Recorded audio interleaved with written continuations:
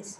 So on that day in our last lecture, we have discussed about the process of credit creation or money creation by the commercial banks. Okay. तो उसमें क्या किया था, quickly recall करते हैं. With the help of primary deposit or initial deposit and with the help of given legal reserve ratio, who gives this? It is given by central bank. So with the help of two things, initial deposits and legal reserve ratio, a commercial bank can expand credit, can create credit. कितनी limit तक create कर सकता है? This we can come to know with the help of money multiplier. And money multiplier very easy to calculate, that is equal to 1 divided by legal reserve ratio. जितनी भी legal reserve ratio है 20% है तो 1 divided by 20%, सारा cancel करके आ गया 5. कुछ और नंबर है, कोई मान लो 10% है तो 1 डिवाइडेड बाई 10% कितना हो जाएगा? 1/10/100, 10 आ जाएगा. मतलब जितनी भी लीगल रिजर्व रेशियो है उसके हिसाब से we can calculate money multiplier. After getting money multiplier फिर क्या करना है, उसको हमने ये पता लगाना है कि कितना टोटल मनी क्रिएट किया जा सकता है. तो उसके लिए फॉर्मूला आपकी बुक में वो एग्जाम्पल के बाद नेक्स्ट पेज पे इट इज गिवन. क्या है वो? Total money which can be या credit which can be created is equal to initial deposits multiplied by money multiplier. As we did in that example 1000 rupees initial deposit थे तो money multiplier आया था हमारा 5. तो टोटल एक्सपेंशन हो सकती है मनी जो क्रिएट हो सकता है या क्रेडिट, दैट इज 5 into 1000, 5000. उसमें से कितने पैसे रखे जाएंगे as cash reserve ratio? That means initial deposit जितना था दैट वाज 1000, तो आपका इधर जो लीगल रिजर्व रेशियो जो रिजर्व रखना है वो 1000 बचना चाहिए. बाकी लोन के तौर पे कितना दिया जा सकता है, दोनों का डिफरेंस. तो 5000 माइनस 1000, 4000 लोन के तौर पे दिया जा सकता है. और टोटल जो रिजर्व मनी जो क्रिएट किया जा सकता है दैट इज इक्वल टू 5000. ठीक है, यहाँ तक हमने कर लिया था. ये आपको क्वेश्चन अगर ये सेकंड टर्म वाले में चैप्टर आया तो थोड़ा लॉन्ग क्वेश्चन में आ सकता है. 4 मार्क्स में ये क्वेश्चन आ सकता है, एक्सप्लेन द प्रोसेस. तो मेन जो स्ट्रेस है that you have to keep on the elaboration of the example. ठीक है, जो बिगनिंग में सारा बताया हुआ है ना कि बैंक कितना रख लेते हैं अपने हिस्टोरिकल एक्सपीरियंस से, वो that whole of the explanation that is for our understanding. That story is not to be written. हमने स्टार्ट बस बड़ा briefly, very briefly, as short as possible सब बातों को टच कर लेना है, एग्जाम्पल को क्लैरिफाई करना है. ऐसे भी नहीं कि सीधा जाते ही टेबल ही बना दो. अगले को क्या पता कि टेबल पे आप क्या दिखा रहे हो. मतलब थोड़ा सा इंट्रोड्यूस करके हार्डली इन 2-3 लाइन सब चीज़ें आपकी आ जाएं, तो उसके बाद वो टेबल को आपने एक्सपेंड करना है. फिर मनी मल्टीप्लायर का फॉर्मूला, फिर टोटल कितने डिपॉजिट्स बन सके, ये सारा कुछ ऐसे करके 3 या 4, नॉर्मली 4 मार्क्स में ही आता है. और ये क्वेश्चन 1 मार्क में आ सकता है. व्हाट इज द वैल्यू या डिफाइन मनी मल्टीप्लायर, या फॉर्मूला क्या है उसका, या टोटल डिपॉजिट्स, टोटल क्रेडिट कितना क्रिएट किया जा सकता है, formula initial deposit into money multiplier. ऐसे ये 1 मार्क में भी आ सकते हैं. ठीक है, यहाँ तक हमने किया था. उसके बाद आ जाए बिल्कुल last page of the chapter 6.11. इस पे एक दिया हुआ है difference between central and commercial bank. Although ये सिलेबस में नहीं है, ठीक है, सिलेबस में नहीं है, but I want you to learn at least 2 or 3 points. कोई 2 और 3, वो मैं अभी बताती हूँ आपको, अभी क्लियर हो जाएगा. वही 2 पॉइंट आप याद कर लो, एक बार पढ़ लेने हैं सारे. ठीक है, अदरवाइज सिलेबस में नहीं है, बट पता नहीं होता है, कई बार इंटरलिंक्ड सा है. कुछ बातें हमें ये मनी प्रोसेस जो क्रिएशन का है वो कमर्शियल बैंक का, उसके बाद सेंट्रल के फंक्शन दिए हुए हैं, थोड़ा सा आ सकता है. अदरवाइज फॉर्मली नहीं लिखा हुआ, बट स्टिल आई फील कि ये आ सकता है क्वेश्चन 1 नंबर में या 2 मार्क्स में ऐसे आ सकते हैं कि क्या डिफरेंस है. तो वेरी सिंपल जो इजी पॉइंट है वो हम करते हैं. एक तो ये है कि central bank, how many are there in number? Any country will have only one central bank, या there is only one central bank in the country. जैसे in our country RBI है. बट दूसरी साइड पे commercial banks क्या हो सकती हैं? They are not one in number, they can be many in number. अब आप देखो फगवाड़े में कितने सारे कमर्शियल बैंक होंगे, जलंधर में होंगे, आसपास लुधियाना में कितना, पंजाब स्टेट, बाकी की स्टेट कितने ही हैं, बहुत सारे हैं, लाखों में जा सकते हैं.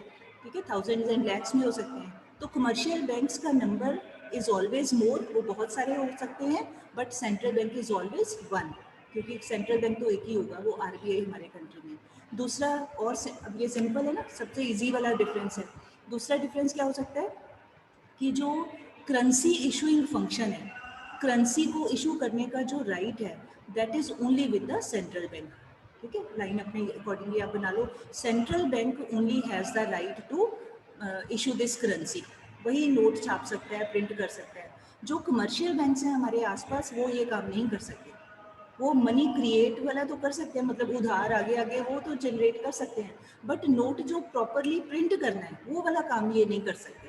तो डिफरेंस क्या बन जाएगा कि ओनली आरबीआई या central bank has the right to issue currency in the country, on the other side commercial banks they do not have this right to issue currency, वो नहीं इशू कर सकते।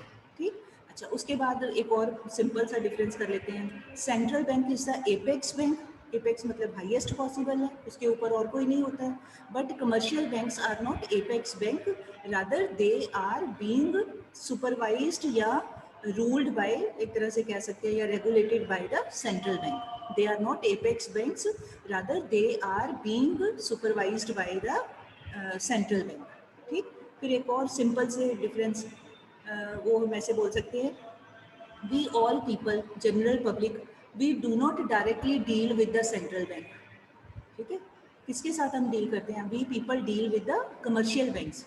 आप या मैंने बैंक जाना हो तो हम ये नहीं कहते चलो दिल्ली की टिकट कटाओ, आरबीआई के दफ्तर में जाना है, ये तो नहीं कहते। अपने आसपास जहाँ हमारा अकाउंट है वहाँ चले जाते हैं। तो इसका मतलब पब्लिक के साथ आरबीआई की डायरेक्ट डीलिंग नहीं है, उनकी डीलिंग कमर्शियल बैंक के ऑफिसर्स के साथ है, उनके साथ है, बट हम आम जनता के साथ नहीं है। तो फिर डिफरेंस क्या बन गया कि जो कमर्शियल बैंक्स हैं they have direct dealing with the public, but on the other side central bank does not deal directly with the public. ठीक है, अब ये मैंने देखो बिना देखे 3-4 पॉइंट बना दिए, आप भी ऐसे ही बना सकते हो। फिर से याद कर लेते हैं। एक हो गया, there is only one apex bank, that is central bank. On the other side there can be many commercial banks. फिर number 2, only central bank has the right to issue currency. उधर दूसरी तरफ आप लिखोगे commercial banks do not have this right to issue currency, उनको कोई right नहीं है। फिर तीसरा, commercial banks deal directly with the public, but on the other side central bank does not deal directly with the public. ठीक है, और क्या बताया था मैंने? हाँ बस यही है। और नंबर 1 पे डेफिनेशन आप दे सकते हो, या जैसे बुक में दिया हुआ वो एपेक्स बॉडी है, कंट्रोल करता है, ये वो इधर से। ये डिफिकल्ट है, मतलब आपकी मर्जी है। ठीक है, अगर इन केस आ जाता है, जैसे क्वेश्चन यहाँ पे अगर आया तो आया, ऐसे आएगा, give one difference between central and commercial bank, तो देन यू आर फ्री, जो आपका दिल करे इन तीनों चारों में से कोई भी आप लिख सकते हैं। तो यहाँ पर ऊपर आप जस्ट लिख लो ओनली टू बी रेड या ओनली रीडिंग। ठीक है, जो मुश्किल लगता है वो छोड़ दो, जो इजी लगता है, जो मैंने बताए हैं 3-4 पॉइंट्स, वही आप कर सकते हैं। फॉर्मली ये ऐसे सिलेबस में नहीं लिखा हुआ, बट मैं चाहती थी कि आपको पता होना चाहिए, इस करके मैंने बनाया। ठीक, तो अभी के लिए हम लोग ये मैक्रो इकोनॉमिक्स का यहाँ पर बंद कर रहे हैं। ये चैप्टर हमारा चैप्टर नहीं, रादर यूनिट पूरा हो गया हमारा मनी एंड बैंकिंग का। ठीक है, इसमें मनी वाला चैप्टर भी आ गया, मनी सप्लाई वाला, और जो ये बैंकिंग वाला, ये पूरा 2 चैप्टर्स का हमारा काम हो गया। अब हम स्टार्ट करते हैं दूसरा हमारा जो सेकंड बुक है, इंडियन इकोनॉमिक डेवलपमेंट। तो मैं अपने एस्टिमेशन से करवाने लगी हूँ, क्योंकि अभी नया सिलेबस नहीं आया, बट जो मुझे लगता है कि बिगनिंग वाले चैप्टर्स हो सकते हैं टर्म 1 में आपके, जो नवंबर-दिसंबर का पेपर है, तो उसके हिसाब से हमने ये कर चुके हैं हम लोग। पहला हमने कर लिया Indian economy on the eve of independence, ये पूरा हो चुका है हमारा। ठीक है, उसके बाद हमने सेकेंड लेसन कर लिया था, आप चेक कर लो। सेकेंड हमने कर लिया इंडियन इकोनॉमी फ्रॉम 1950 टू 1990। ठीक है, ये काफ़ी लंबा था, इसमें एग्रीकल्चर का भी आ गया, इंडस्ट्री का भी आ गया, ट्रेड का भी आया था। ये हम लोग PT1 तक के सिलेबस में कर चुके हैं। उसके बाद जो लेसन दिया हुआ है आपकी बुक में, थर्ड चैप्टर जो दिया हुआ है, लिबरलाइजेशन, प्राइवेटाइजेशन एंड ग्लोबलाइजेशन। तो now I want to start this, क्योंकि अगर टर्म 1 में मुझे लगता है कि ये चैप्टर टर्म 1 में आएगा, क्योंकि ये शुरू में है ना, बिगनिंग में है इस करके। ठीक है, तो नाउ आप निकालो, मेरी बुक में है ये पेज नंबर 3.1 है, आप अपनी अपनी बुक्स में चेक कर लीजिए, पेंसिल भी रखो साथ में।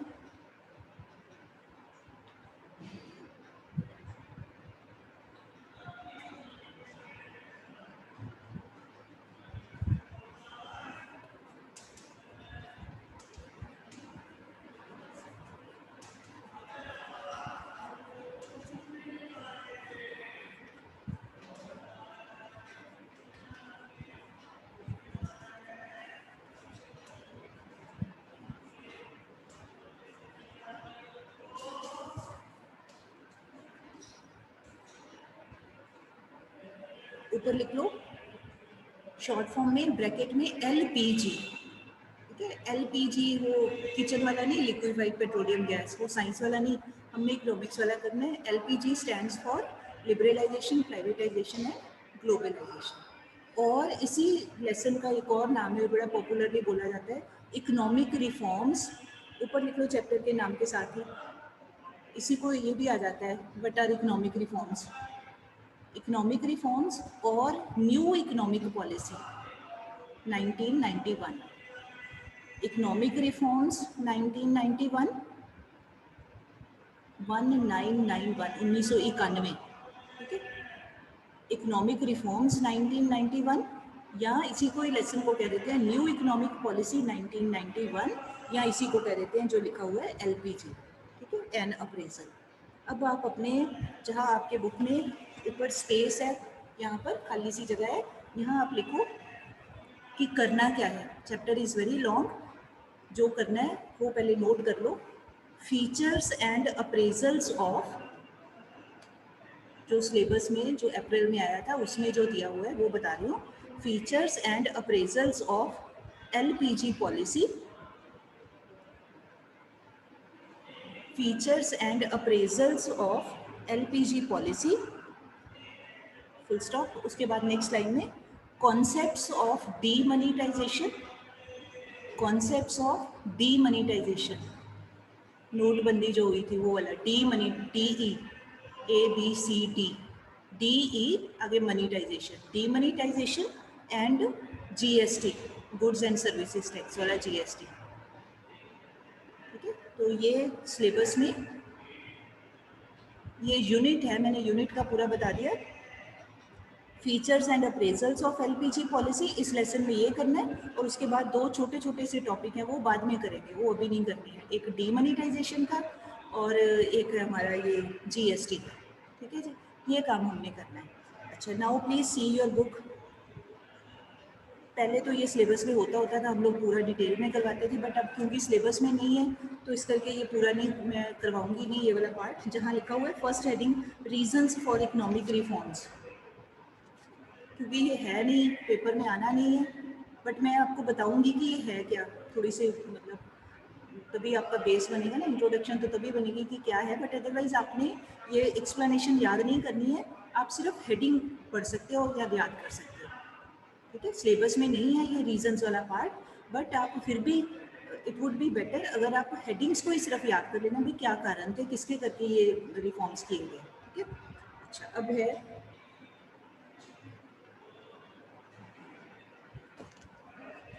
हाँ जी, अब पूरे ध्यान से आपने समझना है, ठीक है। हमने स्टार्ट आपने जो करना है वो यहाँ से करेंगे, जहाँ ये लिखा हुआ ना new economic policy, the new economic policy, वहाँ से स्टार्ट करना है। उसमें से भी मेन जो आगे लिबरलाइजेशन वाला पार्ट है, मेन हमारा काम वहाँ से। स्टिल मैं आपको सारा समझा दूंगी, बट आपने याद नहीं करना है, बस पढ़ लेना है उसको एक बार, ताकि हमें नॉलेज हो जाए। तो अब है कि बेटे आपको, हमने पिछले लेसन में किया था 1950 से लेके जो सेकंड में चैप्टर किया था इंडियन इकोनॉमी फ्रॉम 1950 टू 90। तो eight that time many of you would be thinking कि ये टाइम क्यों लिखा है 1950 से 90, 2020 क्यों नहीं लिख दिया, या 2010 क्यों नहीं लिख दिया, तो क्यों 90 ही क्यों लिखा। तो उसके पीछे रीज़न ही ये था कि इंडिपेंडेंस से लेकर के हम अपनी इंडियन इकोनॉमी को आज तक के टाइम को अगर ब्रॉडली देखा जाए सिचुएशन के अकॉर्डिंगली, तो we can divide this time period between two parts. एक समय है 90s तक का, 1950 से लेकर 1990 तक का टाइम है, 40 ईयर्स का। 1950 पहले 2-3 साल तो वो प्लानिंग कमीशन बनाते थे, मतलब अभी कंट्री नया नया इंडिपेंडेंट हुआ था तो कोई तैयारियां भी नहीं थी, मतलब बड़ी सारी प्रॉब्लम्स थी। तो पहले 2-3 साल तो कॉन्स्टिट्यूशन बना, प्लानिंग कमीशन के बारे में प्लानिंग होती रही, कर करा के 1950 में प्लानिंग कमीशन बना। तो इस करके उसको राउंड फिगर में 1950 से ही मान लेते हैं, ठीक है। अदरवाइज तो 47 ऑनवर्ड ही होना चाहिए। तो वो जो पहले 40 साल है वो उस टाइम पे क्या हुआ और उसके बाद क्या हुआ। तो हुआ ये कि वो जो पहले 40 ईयर्स थे, आपने वो पिछले लेसन के लास्ट क्रिटिकल अप्रेजल में भी पढ़ा, तो during those 40 years there was dominance of which sector, government sector, dominance of public sector was there. आपको याद होगा कि जितना भी गवर्नमेंट ने ये इंडस्ट्रियल पॉलिसी रेजोल्यूशन बनाए तो उसमें क्या कहा, हर चीज़ में गवर्नमेंट का इंटरफेरेंस था, कोई नई इंडस्ट्री स्टार्ट करनी है तो परमिशन इज़ रिक्वायर्ड, इन्वेस्टमेंट और करनी है तो परमिशन इज़ रिक्वायर्ड, एक्सपेंशन करनी है तो permission is required. Most of the heavy and basic industries they were again under the, आपको याद होगा उसका 3 शेड्यूल्स थे. तो 3 शेड्यूल्स में हमने पढ़ा ज़्यादातर जो इंडस्ट्रीज थी they were under the control and ownership of public sector. मतलब प्राइवेट सेक्टर तो ऐसे बोल सकते हैं जैसे पिछलग्गू सा नहीं होता किसी के पीछे पीछे भागने वाला. बड़े बच्चे गेम खेल रहे होते तो एक छोटे को बोल देते ना चलो तुम बॉल पकड़ाते रहना, है ना. तो ऐसा ही था रोल इनका, कोई खास रोल नहीं था. तो ऐसे ही जो मेन रोल किसका था, गवर्नमेंट का, पब्लिक सेक्टर का. तो हुआ ये कि उसका नतीजा ये हुआ कि over the period of those 40 years बहुत सारी कंट्री के अंदर कमियां आनी शुरू हो गई इकोनॉमी के अंदर, ड्रॉबैक्स, शॉर्ट कमिंग्स कह लो, बहुत सारी इकोनॉमिक प्रॉब्लम्स सामने आनी स्टार्ट हो गई क्योंकि डोमिनेंस थी, कंपटीशन को बढ़ाया नहीं गया. कंपटीशन कब बढ़ेगा, जब प्राइवेट सेक्टर के प्लेयर्स को काम करने की फ्रीडम होगी तभी कंपटीशन बढ़ता है. और मोर ओवर जो फॉरेन से आने वाले सामान था उसके ऊपर भी इंपोर्ट रिस्ट्रिक्शंस लगाई हुई थी in the form of quantitative restrictions. Import quotas थे या इंपोर्ट नहीं कर सकते थे, इंपोर्ट सब्सटीट्यूशन की पॉलिसी लगाई गई, मतलब ओवर प्रोटेक्शन वाज गिवन. तो रिजल्ट ये हुआ कि हमारी इंडस्ट्रीज, हमारा कंट्री, हमारी economy was in a very poor situation, मतलब आ गई ड्यूरिंग दीज 40 ईयर्स कि इतनी कमज़ोर हो गई कि वो फॉरेन का मुकाबला नहीं कर सकती थी. फॉरेन का मुकाबला तो क्या करना है, अपने कंट्री की ज़रूरतों को पूरा करने के लिए भी हमारे पास रिसोर्सेज नहीं बचे थे. ठीक है, तो इस करके जैसे कोई, हम बोलते हैं ना, कोई आदमी बहुत बीमार हो जाए, इतना बीमार हो जाए कि वो बेड से उठ ही ना पाए, तो अब उठ नहीं पाएगा तो अपने अपने रूटीन का काम, वॉशरूम जाना है, नहाना धोना है, खाना पीना, अब एटलीस्ट अपने काम तो करे. वो इतना बीमार हो जाए कि वो काम भी नहीं कर सकता. तो इसका मतलब अब कुछ ज़्यादा स्ट्रॉन्ग एफर्ट्स की ज़रूरत है. उसको पहले तो अपने पैरों पे खड़ा करे कि कम से कम अपने तो काम करे, बाद में जाके वो इतना हेल्दी हो जाए कि वो बाहर जाके भी काम कर सके. आई होप इस एग्जाम्पल से समझ आ गया होगा. ठीक है, भी कोई इतना कम, ऐसे ही हमारी इकोनॉमी इतनी वीक हो चुकी थी कि कुछ और एक्स्ट्रा तो क्या करना है, रादर जो अपना बेसिक ज़रूरत का जो इकोनॉमिक सिस्टम जैसे चलना चाहिए that was also not going properly. तो इस करके ये नीड फील की गई तो कि भाई कुछ सुधार होना चाहिए, सम रिफॉर्म्स आर रिक्वायर्ड. ठीक है, तो अब वो जो प्रॉब्लम्स थी वो क्या थी, कारण क्या हुए, उनके सिर्फ मैं हेडिंग ब्रीफ में बता देती हूँ, बट आपने याद नहीं करनी है, सारा डिटेल इज़ नॉट रिक्वायर्ड. तो एक तो था कि हमारे कंट्री में ह्यूज फिस्कल डिफिसिट था. बजट वाले चैप्टर में हमने किया फिस्कल डिफिसिट क्या होता है. फिस्कल डिफिसिट, ये वाला पॉइंट आपकी बुक में दिया नहीं हुआ, आप लिख लो. Huge fiscal deficit was also one of the important reasons for introducing this new policy. ठीक है, ह्यूज, बहुत बड़ा, HUGE, ह्यूज फिस्कल डिफिसिट. तो मतलब कि गवर्नमेंट अपने बजट में वो 90 तक का, 1990 तक का टाइम आते आते गवर्नमेंट जो भी बजट बनाती थी तो हर साल वो फिस्कल डिफिसिट बढ़ जाता था. तो फिस्कल डिफिसिट बढ़ने का क्या मतलब है कि गवर्नमेंट अब इतनी रेवेन्यू नहीं इकट्ठी कर पा रही है, कैपिटल रिसीट से और रेवेन्यू रिसीट से इतनी revenue is not coming to the government जितने गवर्नमेंट की एक्सपेंडिचर्स होते जा रहे थे. और वो फिर एक्सपेंडिचर्स को कहाँ से पूरा किया जा रहा था, with the help of borrowing. और वो बोरोइंग करने का मतलब है कि एक लाइबिलिटी क्रिएट होती जा रही थी. तो हर साल ही वो फिस्कल डिफिसिट बहुत ज़्यादा हो रहा था. तो ये एक बहुत बड़ा रीज़न था. तो जब बोरोइंग ज़्यादा हो जाए तो फिर क्या होता है, फॉरेन सेक्टर से बोरोइंग बहुत ज़्यादा हो रही थी तो फिर हमारी कंट्री की सॉवरनिटी कम्स इन डेंजर. अगर हम फॉरेन देशों से, दूसरों से इतना पैसा उधार लेते हैं तो फिर उनके गुलाम ही बनना पड़ता है. जैसे आजकल आप देखते हो पाकिस्तान चाइना का एक तरह से गुलाम ही बना हुआ है क्योंकि उनसे बहुत मदद ले ली हुई है उसने, तो उनके कहने के मुताबिक ही चलना पड़ता है. तो सेम थिंग. ठीक है, तो huge fiscal deficit was one of the reason. दूसरा रीज़न था एडवर्स बैलेंस ऑफ पेमेंट, जो बुक में पॉइंट दिया हुआ है, deficit in balance of payment. ठीक है, उसको एडवर्स भी लिख सकते हो, नेगेटिव या एडवर्स, बुरा. तो अब इस बैलेंस ऑफ पेमेंट क्या होते हैं, बैलेंस ये आगे एंड में एक लेसन करेंगे, अभी इतना बता देते हो. Balance of payment means that statement in which the all the economic transactions between the people of one country with other countries of the world, they are recorded. मतलब balance of payment is that statement जिसमें क्या लिखा होता है, all the economic transactions, पैसों का लेना देना, चीज़ों का, सामान का. अब वो लेना देना कोई फ्री में नहीं लेना देना, लेना देना in the sense export import जो होते हैं वो. तो जिसमें सारे एक्सपोर्ट इंपोर्ट्स को उसका लेखा जोखा रखा जाता है, कितने एक्सपोर्ट करते हैं तो मनी आता है, इंपोर्ट करते हैं तो मनी कंट्री से बाहर जाता है। तो ये सारी ट्रांजैक्शंस का जहाँ पे लिखा जाता है हिसाब, दैट अकाउंट लिखा जाता है, मेंटेन किया जाता है, that account is called balance of payment account. ठीक है, तो अब उस टाइम पे 1990 तक का टाइम आते आते क्या हो रहा था, हमारे इंपोर्ट्स बहुत ज़्यादा हो रहे थे। इवन गवर्नमेंट ने रिस्ट्रिक्शंस तो लगाई हुई थी कि इंपोर्ट नहीं करने हैं, बट तब भी लोग महंगे प्राइस पे भी इंपोर्ट ज़्यादा हो रहा था हमारे कंट्री में, एक्सपोर्ट्स कम हो रहे थे। तो उसका रिजल्ट ये हुआ कि इंपोर्ट जब ज़्यादा होता है तो दैट मीन्स पेमेंट्स भी करनी पड़ती हैं।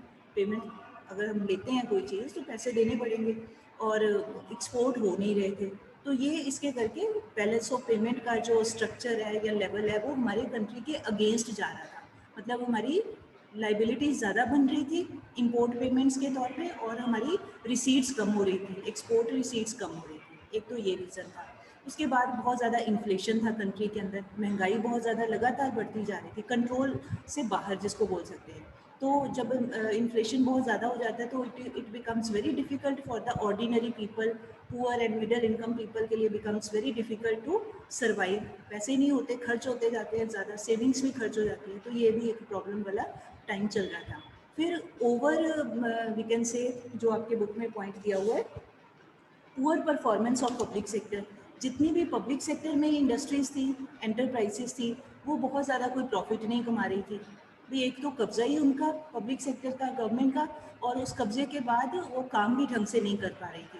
तो उसका फिर क्या होता है रिजल्ट कि, और जब हम दूसरों को करने नहीं देते, आप काम करते नहीं हैं, तो फिर एक नेगेटिविटी ही आती है। तो पब्लिक सेक्टर में क्या हो रहा था, करप्शन बढ़ रही थी, रेड टेपिज्म बढ़ रहा था, प्रॉफिट नहीं हो रहा था, सिक चल रहे थे, सिक यूनिट्स, मतलब लगातार कॉन्टिन्यूसली लॉसेस में चल रहे थे, इस तरह वाली सिचुएशन थी। ठीक है, फिर था ह्यूज बर्डन ऑफ डेट्स, कि गवर्नमेंट को फॉरेन से उधार लेना पड़ रहा था और वो डेट लगातार बढ़ता जा रहा था, और इनएफिशिएंट मैनेजमेंट।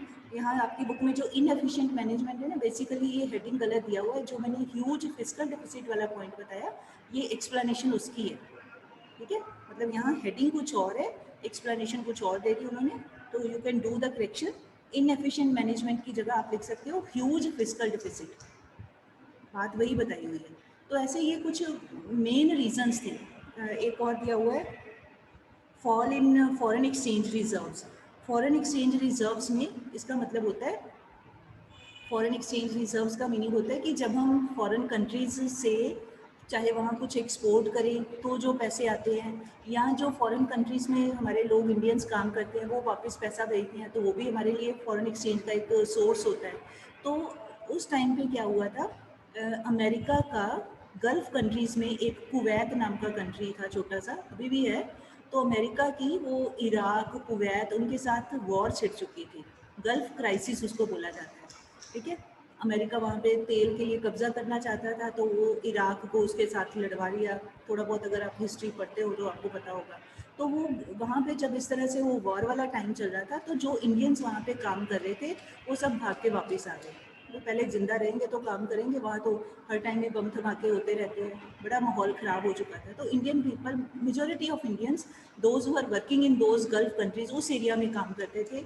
वही एरिया है इराक का, कुवैत का, सऊदी अरेबिया का, ये गल्फ कंट्रीज़ कहलाते हैं। तो वो लोग वापस आ गए, तो जो पैसा वो भेजते होते थे वो सोर्स भी बंद हो गया। जब आ ही गए तो अब काम क्या करें, कुछ भी नहीं कर रहे, तो वो क्राइसिस आ गया।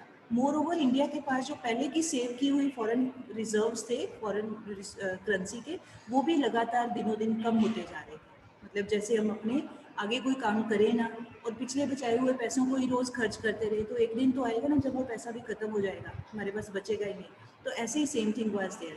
तो ये फॉरेन रिजर्व्स भी कम हो रहे थे। तो ये ऐसे मतलब variety of reasons were there. तो फिर इंडिया ने क्या किया, इट वेंट टू IMF, जो इंटरनेशनल मॉनिटरी फंड है, भी हमारी मदद करो।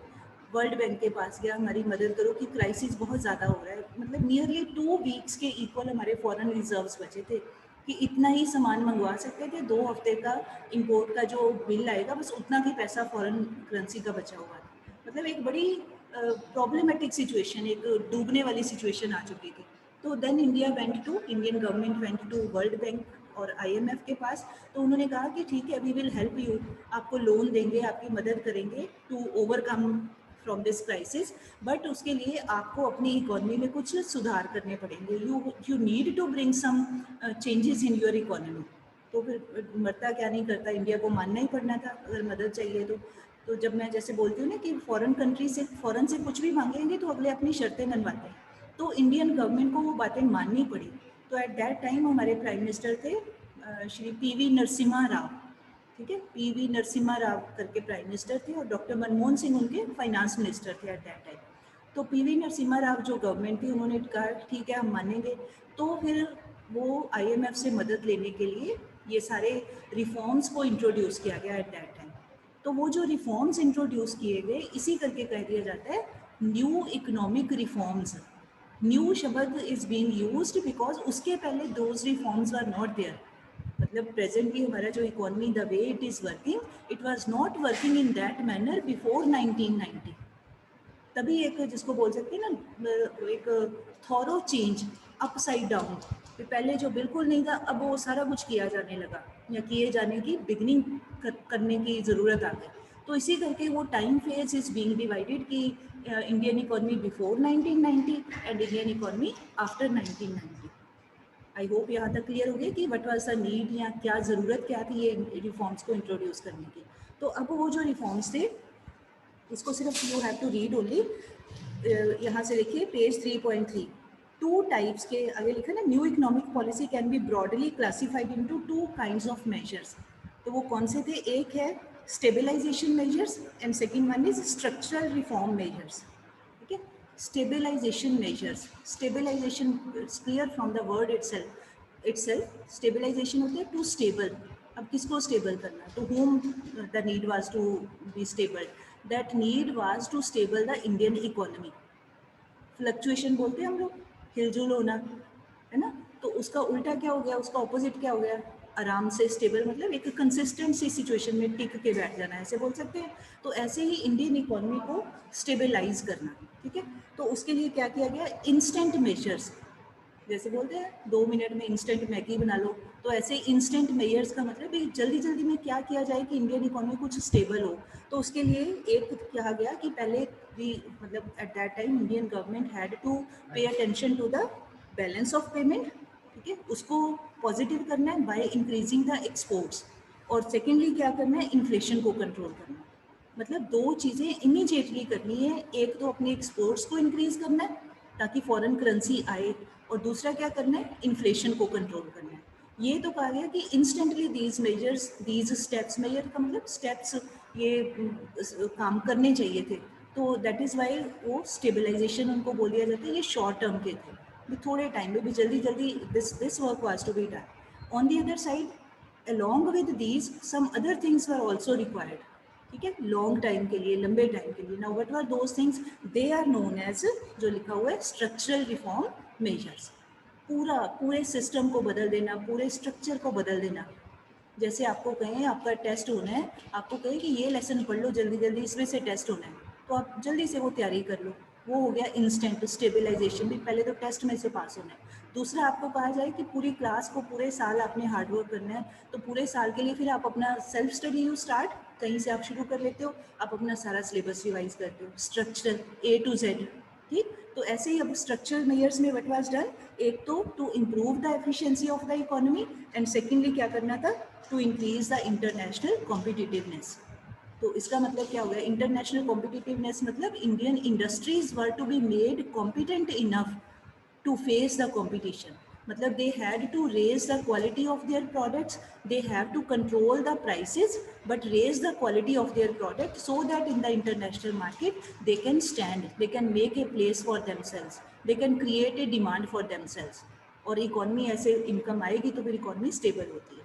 तो ये दो कैटेगरीज में वी कैन डिवाइड. ठीक, इसको आपने रीड करना है और नामों को याद कर लेना है. रेस्ट जो मेन हमारा chapter which is going to start, that is from this LPG. अब उनके मीनिंग्स, उनमें what was done, what was not done, now that we will do tomorrow. आज तो सिर्फ एक हमारा बेसिस ही बना है, राइट बेटे. So this is your homework. Those who have not filled the attendance, they are requested to fill the attendance form and please be in time. Late नहीं आया करो. ठीक है जी. So thank you all. Let me stop the